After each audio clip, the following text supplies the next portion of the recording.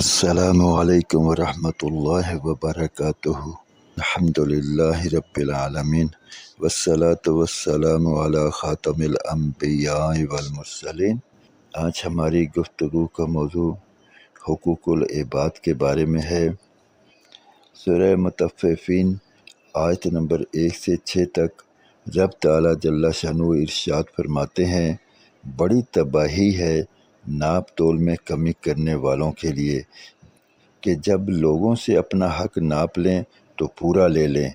اور جب لوگوں کو ناپ کر یا تول کر دیں تو کم کر دیں۔ کیا ان لوگوں کو اس کا یقین نہیں ہے کہ وہ ایک بڑے سخت دن میں زندہ کر کے اٹھائے جائیں گے، جس دن تمام لوگ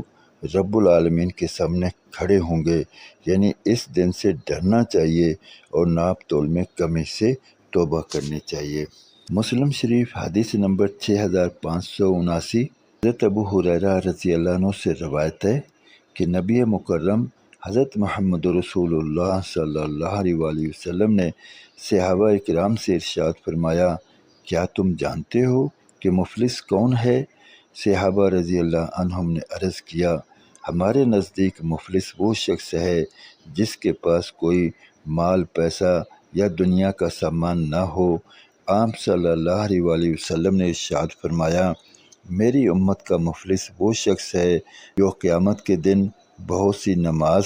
روزہ، زکوٰۃ اور دوسری مقبول عبادتیں لے کر آئے گا، مگر حال یہ ہوگا کہ اس نے کسی کو گالی دی ہوگی، کسی پر تہمت لگائی ہوگی، کسی کا مال کھایا ہوگا، کسی کا خون بہایا ہوگا اور کسی کو مارا پیٹا ہوگا، تو اس کی نیکیوں میں سے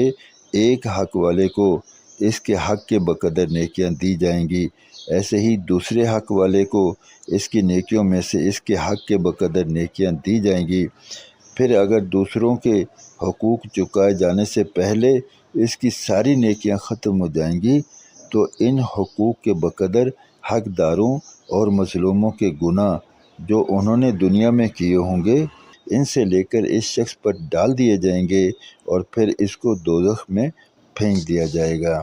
اسی سلسلہ میں ایک واقعہ عرض کرتا ہوں۔ مسند احمد جلد دوم صفحہ 436 پر حضرت ابو ہریرہ رضی اللہ عنہ سے روایت ہے کہ نبی مکرم حضرت محمد رسول اللہ صلی اللہ علیہ وآلہ وسلم تشریف فرما تھے۔ آپ کی موجودگی میں ایک شخص نے حضرت ابوبکر صدیق رضی اللہ عنہ کو برا بھلا کہا۔ آپ صلی اللہ علیہ وآلہ وسلم اس شخص کے مسلسل برا بھلا کہنے اور حضرت ابوبکر رضی اللہ عنہ کے صبر کرنے اور خاموش رہنے پر خوش ہوتے رہے اور تبسم فرماتے رہے۔ پھر جب اس آدمی نے بہت ہی زیادہ برا بھلا کہا تو حضرت ابوبکر رضی اللہ عنہ نے اس کو کچھ باتوں کا جواب دے دیا۔ اس پر رسول اللہ صلی اللہ علیہ وآلہ وسلم ناراض ہو کر وہاں سے چل دیے۔ حضرت ابوبکر صدیق رضی اللہ عنہ بھی آپ کے پیچھے پیچھے آپ کے پاس پہنچے اور عرض کیا، یا رسول اللہ صلی اللہ علیہ وآلہ وسلم، جب تک وہ شخص مجھے برا بھلا کہتا رہا آپ وہاں تشریف فرما رہے، پھر جب میں نے اس کی کچھ باتوں کا جواب دیا تو آپ ناراض ہو کر اٹھ گئے۔ نبی مکرم صلی اللہ علیہ وآلہ وسلم نے ارشاد فرمایا، جب تک تم خاموش تھے اور صبر کر رہے تھے، تمہارے ساتھ ایک فرشتہ تھا جو تمہاری طرف سے جواب دے رہا تھا، پھر جب تم نے اس کی کچھ باتوں کا جواب دیا تو وہ فرشتہ چلا گیا اور شیطان بیچ میں آ گیا،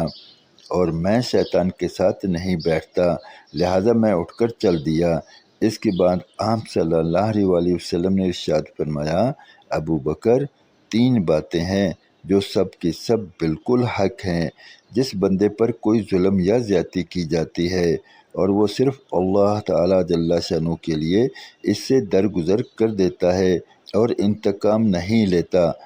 تو بدلہ میں اللہ تعالیٰ جل شانہ اس کی مدد کر کے اس کو قوی کر دیتے ہیں، اور جو شخص صلہ رحمی کے لیے دینے کا دروازہ کھولتا ہے، اللہ تعالیٰ جل شانہ اس کے بدلے اس کو بہت زیادہ دیتے ہیں، اور جو شخص دولت بڑھانے کے لیے سوال کا دروازہ کھولتا ہے، اللہ تعالیٰ جل شانہ اس کی دولت کو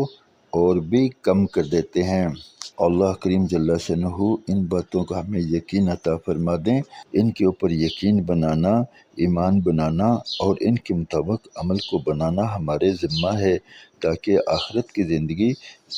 رب تعالیٰ جل شانہ ہمارے لیے خوشگوار بنا دیں اور وہاں کی ناکامی سے بچا کر ہمیں کامیاب فرما دیں۔ آج موقع ہے اور بہت جلد زندگی ختم ہونے والی ہے۔ زندگی ختم ہونے سے پہلے اپنے ایمان اور اعمال کو درست کرنا یہ کامیابی کی علامت ہے، اور موت کے آنے کے انتظار میں بیٹھے رہنا کہ کب آئے گی، پھر بنا لیں گے، ایسا کر لیں گے، نیکیاں کر لیں گے، لوگوں سے معافی تلافی کرا لیں گے، یہ ناکامی کی دلیل ہے۔ اللہ رب العزت مجھے آپ کو اور ہم سب کو آخرت کی فکر عطا فرمائے اور لوگوں کے ساتھ حسن سلوک کی توفیق عطا فرمائے، کیونکہ حسن سلوک ہی آخرت کی سخت پوچھ گچھ سے بچانے والا ہے،